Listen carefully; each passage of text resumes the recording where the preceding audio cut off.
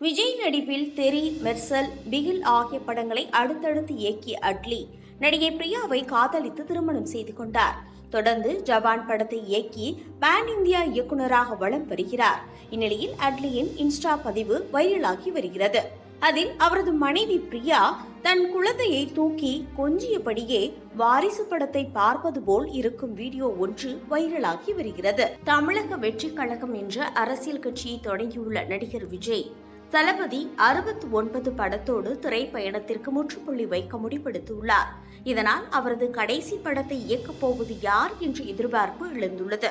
இந்நிலையில் விஜயின் கடைசி படத்தை இயக்கும் வாய்ப்பு கிடைத்தால் அப்படத்தில் மகேஷ் பாபு, மம்முட்டி, ஷாருக் கான் ஆகியோர் இணைவார்கள் என இயக்குனர் நெல்சன் தெரிவித்துள்ளார்.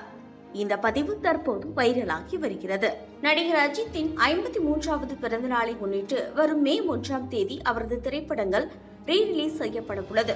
அதன்படி அஜித்தின் காதல் மன்னன், பில்லா, மங்காத்தா ஆகிய 3 வெற்றி படங்களும் தமிழகம் முழுவதும் உள்ள திரையரங்குகளில் ரீ-ரிலீஸ் செய்யப்பட உள்ளன. ரீ-ரிலீஸ் படங்கள் நல்ல வரவேற்பை பெற்று வருவதால் இதனை அஜித் ரசிகர்கள் திருவிழாவாக கொண்டாட உள்ளனர்.